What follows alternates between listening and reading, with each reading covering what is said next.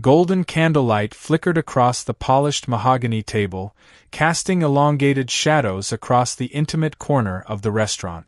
I swirled my wine, pretending to savor its flavor, though my mind was far from the delicate notes of oak and berry. Across from me, Emily's sapphire eyes gleamed with something I couldn't quite place. Anticipation, perhaps? Guilt?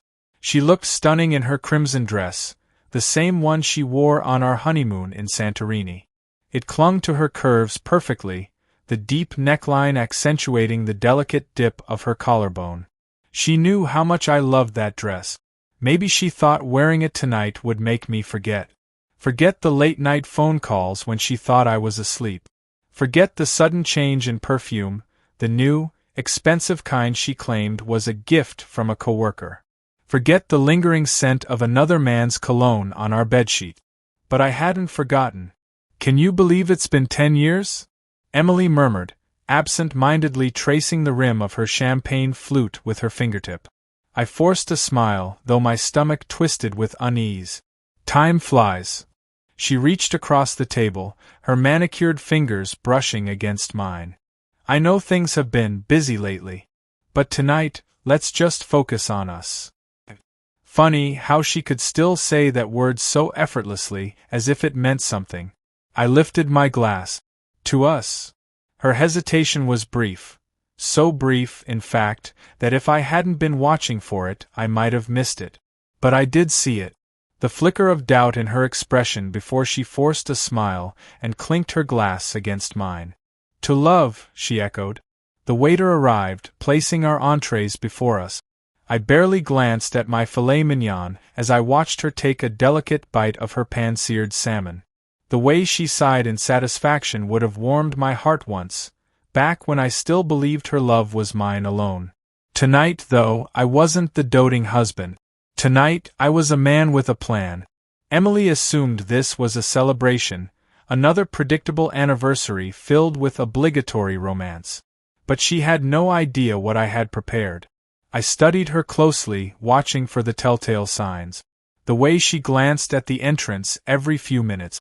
The subtle way she shifted in her seat, as if expecting something or someone. I exhaled slowly.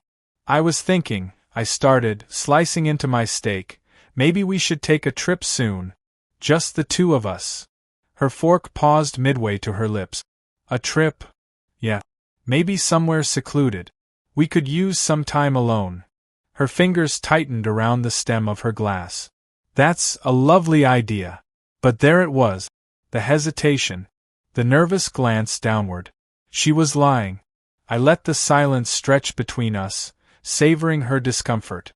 The restaurant around us hummed with laughter, the clinking of glasses, the soft melody of a piano in the background.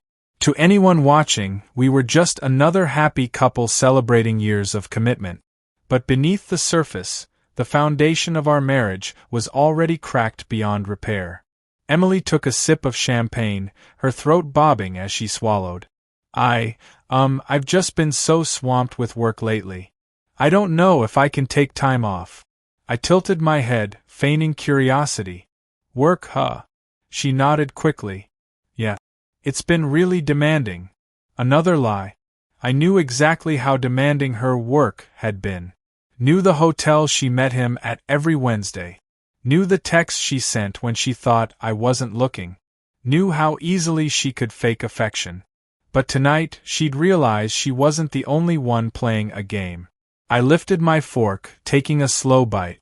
"Well, if work's that busy, I understand." Relief softened her expression, and that's when I knew. She hadn't just expected me to remain oblivious, she had counted on it. A mistake she was about to regret.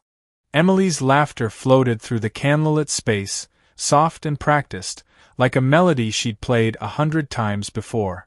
To anyone watching, we were a picture-perfect couple, lost in each other, basking in the glow of 10 years together. But I knew the truth. I knew the way her fingers trembled when she lifted her champagne flute. I knew the way her eyes darted toward the entrance every few minutes. I knew she wasn't here just for me. Halfway through dinner, she dabbed her lips with a linen napkin and smiled sweetly. "I'm just going to freshen up." I nodded, watching as she stood. She smoothed her dress with careful precision before turning toward the dimly lit corridor leading to the restrooms. As soon as she disappeared, I pulled my phone from my pocket. My fingers moved swiftly, sending a single text. Me, she just left. Are you ready? A moment later, my screen lit up. Unknown number, always. A slow, satisfied smirk tugged at my lips. Everything was falling into place. Minutes later, Emily returned, tucking a loose strand of hair behind her ear. Her fingers lingered at the nape of her neck, as if trying to calm her nerves. Sorry, she murmured, sliding back into her seat. The line was long. I barely concealed my amusement. No worries. She picked up her glass, taking a slow sip, but I could see the unease creeping into her features. The slightest flicker of anxiety behind those deep blue eyes. She sensed something was off. Good. Let's get dessert, I suggested, signaling the waiter. Emily hesitated before nodding. You always know how to spoil me. Oh, Emily. If only you knew. As we waited, I leaned forward, resting my elbows on the table. You know, I've been thinking. She tilted her head, feigning interest. About what? I studied her reaction carefully. About how much you've changed lately. A moment of silence. Then, she let out a nervous chuckle. Changed. I nodded, swirling the last sip of my wine. Yeah. You've been different. Late nights. New perfume. Gym memberships. Little things. Her fingers curled slightly against the table. You think I've changed because I go to the gym? I shrugged, watching her closely. I think people change for a reason. She exhaled, forcing a smile. Well, if I have, it's only because I wanted to be better. For us. I let the words hang between us. Let her believe, just for a second, that she still had control. The waiter arrived, placing a warm chocolate soufflé between us. Emily picked up her spoon, but just as she was about to take a bite, my phone vibrated against the table. Loud enough for her to hear. She froze. I took my time retrieving the device, unlocking the screen with deliberate slowness. A single message from the same unknown number glowed beneath the candlelight. Unknown number, I see her. Emily's breath hitched.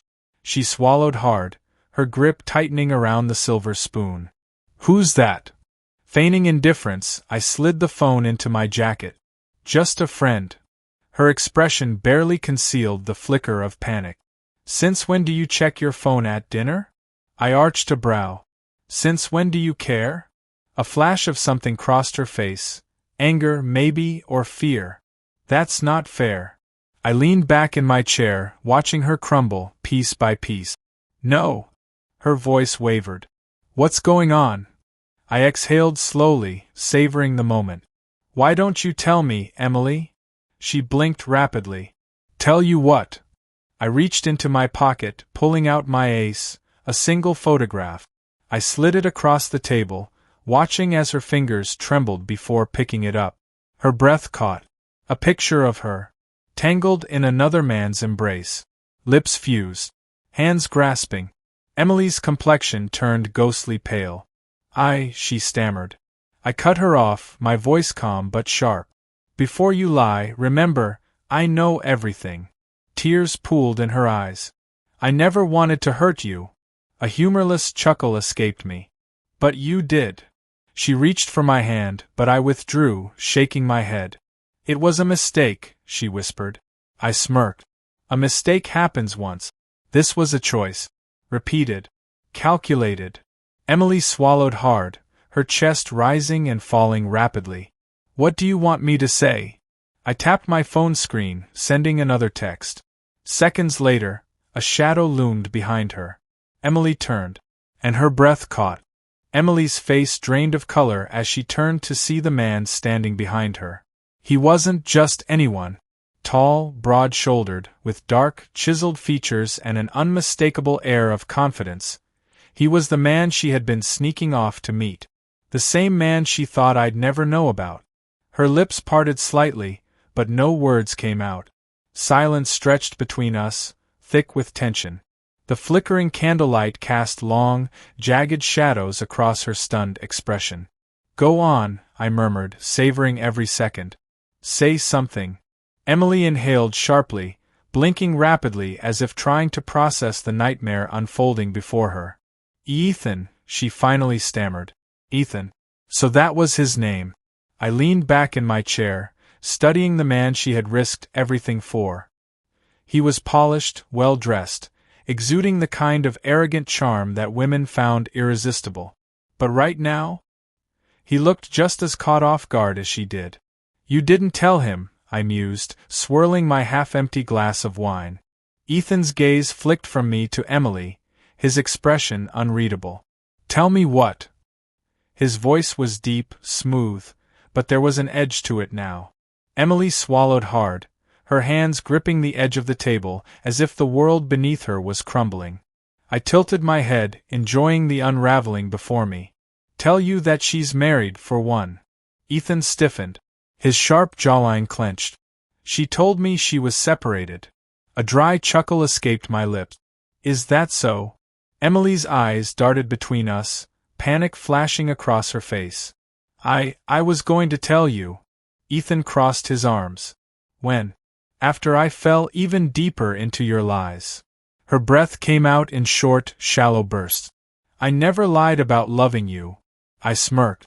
"Oh, that's rich." Her head snapped toward me, desperation shining in her eyes. "I made a mistake." I tapped the table lightly, letting the tension simmer. "No, you made a choice." Ethan exhaled sharply, running a hand through his neatly styled hair. "Unbelievable." His tone was filled with something close to disgust. Emily reached for him. "Please, don't do this." He stepped back, shaking his head. "You played me." I watched, thoroughly entertained, as the man she had risked our marriage for slowly realized he had been nothing more than a pawn in her game. The irony tasted sweeter than the finest wine. Emily turned back to me, her voice breaking. "I still love you." My fingers tightened around my glass. Love. That word used to mean something when it came from her lip. Now? It was hollow. I leaned forward, lowering my voice. "You don't get to say that." Tears spilled down her cheeks, her mascara smudging as she reached for me again. "Please. I can fix this." I chuckled bitterly. "Fix this." I gestured between the three of us, the tangled mess of deceit, lust, and betrayal that she had spun so effortlessly. "There's nothing left to fix." Ethan scoffed. "You know what? I'm out." He turned on his heel and walked away without looking back. For the first time that night, Emily truly looked afraid. She realized now, she was alone. Emily sat frozen, her face a mess of smeared mascara and panic. The candlelight flickered wildly, casting uneven shadows across her trembling hands. Ethan was gone, his footsteps fading into the hum of the restaurant, leaving only the two of us in this moment. Husband and wife, liar and fool, betrayer and the betrayed. I could see it now, the realization sinking into her, the fear pooling in her eyes. She had lost him. But worse, she had lost me. She reached across the table, fingers hesitant. "Please, I didn't let her finish." I stood, tossing my napkin onto the plate, the remnants of our anniversary dinner, now nothing more than a wasted meal. "I hope it was worth it, Emily." She inhaled sharply, pain flashing across her face. "It wasn't like that." I arched a brow. "Wasn't like what? Lying? Sneaking around? Destroying our marriage?" Tears spilled down her cheeks. "I never wanted to hurt you." I laughed, sharp, bitter. "You didn't just hurt me. You shattered everything we built." Her lip quivered. "I still love you." I shook my head, exhaling slowly. "No, Emily. You love the idea of me. You love the security, the stability. But love." I leaned closer, my voice dropping. "Love doesn't do what you did." Her sobs grew silent, her fingers curling against her lap, defeated. "What happens now?" I reached into my pocket, pulled out a small envelope, and placed it in front of her. She stared at it, confusion creasing her brows. With shaky hands, she lifted the flap and pulled out the papers inside. Her breath hitched. Divorce. I nodded, watching as fresh tears slipped down her cheeks. This isn't what I want, she choked out. It's what you chose, I said, my voice devoid of sympathy. She covered her mouth, silent sobs shaking her frame. The woman who had once been my world was now just a stranger drowning in the consequences of her own actions. I stepped back, adjusting my jacket, feeling lighter than I had in months. Goodbye, Emily. She looked up at me, eyes pleading, lips parting as if searching for the right words. But there were none left to say. I turned, walking toward the exit, each step pulling me further from the wreckage of what we once were. The night air hit my face as I stepped outside, cool and crisp, a sharp contrast to the suffocating heat of betrayal I had endured for too long. For the first time in years, I was free.